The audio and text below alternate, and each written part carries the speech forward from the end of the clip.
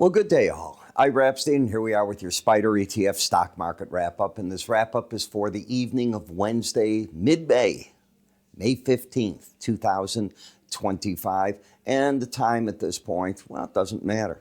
Markets aren't open, so you don't have live quotes behind me. I give the time, as you know, on the futures markets ones because the market, you see the boards clicking before me. In terms of news, let's get to what's tomorrow. Tomorrow you get housing starts and building permit data. They are expecting that the starts have increased, but they think they're going to see about a 2% drop in the permits that are being pulled. Import-export prices are looking down a little bit. University of Michigan, the May consumer, they're looking for a pretty good-sized jump, maybe 10 points or so. And that's because while we had the tariffs go on in April, we also had them come off in April. We cannot count what the president is just getting done. There's a cutoff date when they take these parts of it, but you were on the upswing. So I'm assuming you're going to get a nice positive reading out of that. I'll be surprised if you don't. We saw today that the PPI number came out. It was not a good number. On the PPI, we saw that the consumer is not the consumer, the producer is eating an awful lot of these tariffs, and that has taken their numbers to the downside. One of the biggest drops in 5 years. Walmart came out today, and as you saw, Walmart said, you know, good numbers, but the headwinds are big. They can't imagine that they're not going to see price increases.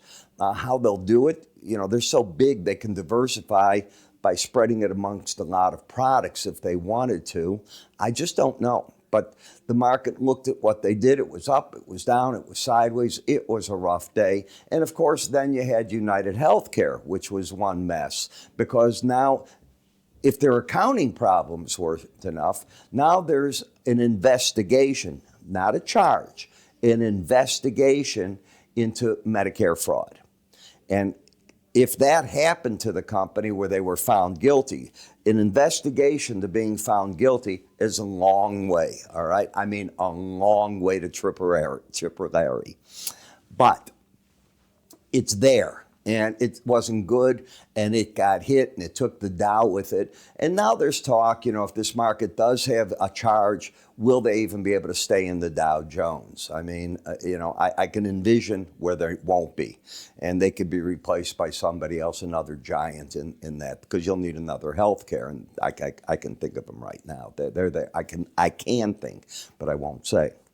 So that's what you had during the day. And what happened is the markets all started off lower, and they came back with a nice roar into the end. And the one that gained the most was the Dow, because traders are just saying to themselves, all right, how much more is there? Well, let me give you a scary thing. There could be another $50 to $70 drop in that in UnitedHealthcare. You got to be careful. I would not try to catch a falling knife.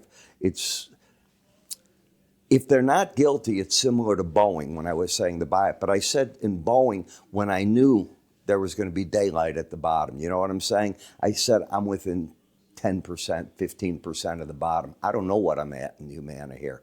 And that's a problem. All right. Wayfair, tomorrow's super important day. If the market tomorrow takes out the lows of Wednesday, you break the swing line, and that gives you cause to think you're going to fill the gap in the chart.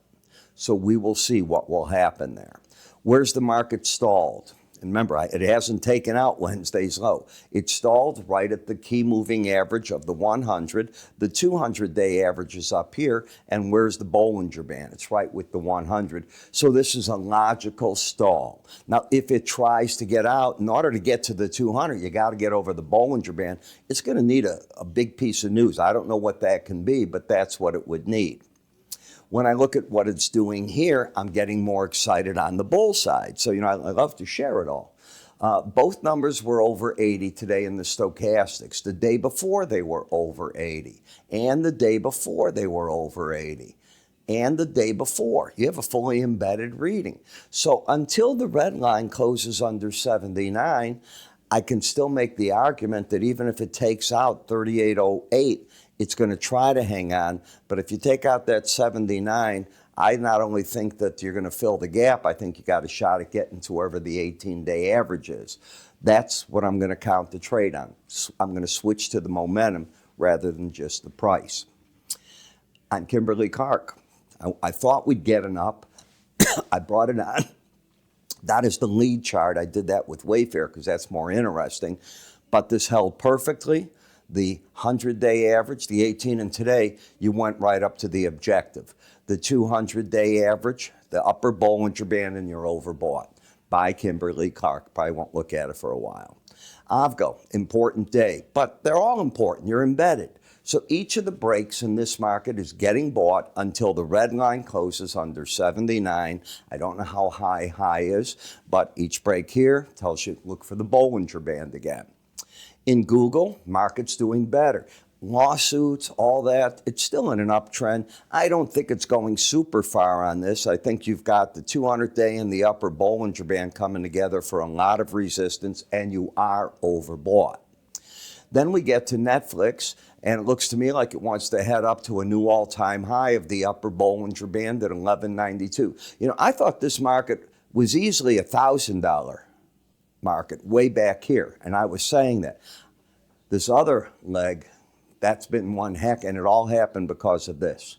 It all happened when you got embedded. Now you have lost the embedded reading, you're not trying to get it back, and yet you're making new highs, and you took out. The last high was 1164. That, if you've taken my course, when that happens, it means you're probably going to the Bollinger Band, which is 1192. That's what the probability says.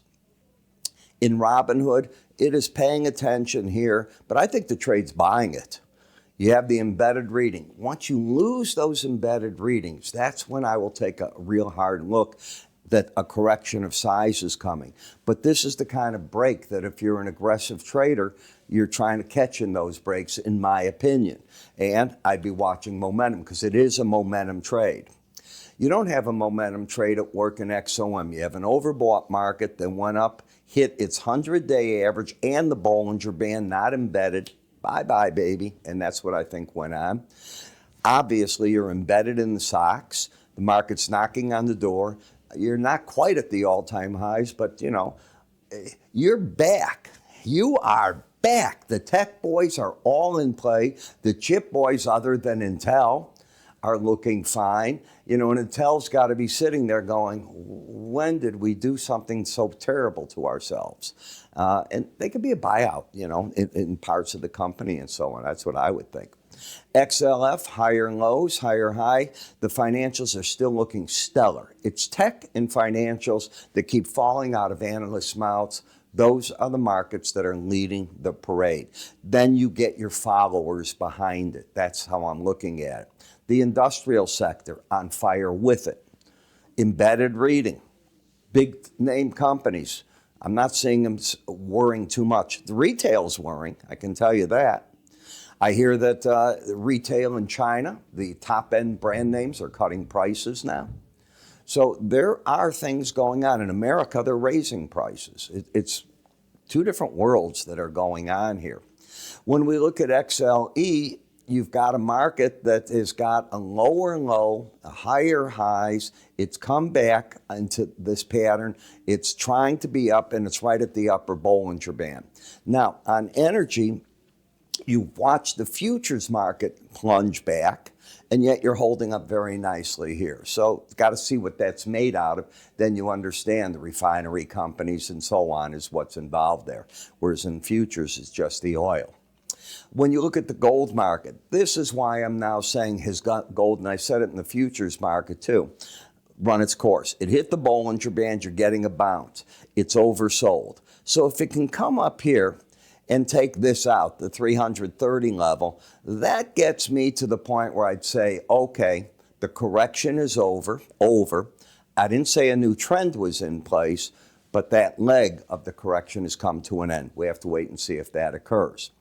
Silver market, if you'll notice, isn't as weak. It's not going down to the 100-day average in here, but it's also not trending. You have a higher high and lower low. For, what is this, nearly 2 weeks, it hung at the 18-day average. The past 48 hours, it has been under that. I think it might attack it tomorrow, and if it does, you're just back to wondering what the heck you have on your hand. In the copper market, the futures are bearish. This market hasn't been paying attention. I've pointed that out each night. Now, what about the embedded reading? You certainly have both numbers over 80. You had both numbers over 80 the night before. The night before, you had them over 80. And the night before, you're still embedded. Now what you have to see is how does the market do? It did a very nice job today of breaking, but then coming back and not hanging out by the day's low.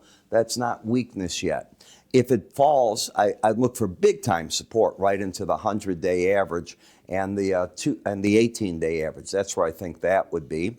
BND and TLT, well, the fact that the market's starting to see the impact of tariffs, I know it sounds weird, but that dropped interest rates. And the market's saying maybe the economy's getting hit because of that.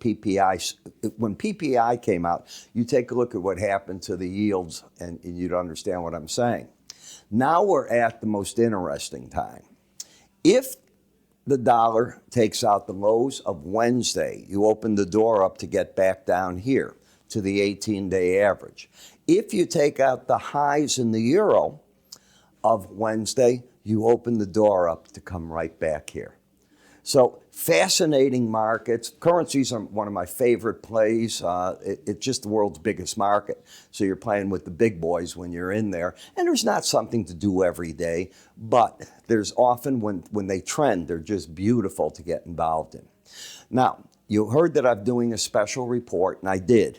I did it on natural gas, and I did it also on the ETF for natural gas and the inverse on a play that I've got. KOLD is that symbol, by the way, the inverse, and we will see where this market goes. You got your UNG, you got your KOLD, and you've got the futures markets that you look at. So in this report, I cover the seasonality. The analysis that I see is based on the charts right now. That's, it's not about, oh, look at this set of fundamentals. It's what this market typically does now. And via the price counts, where might it head?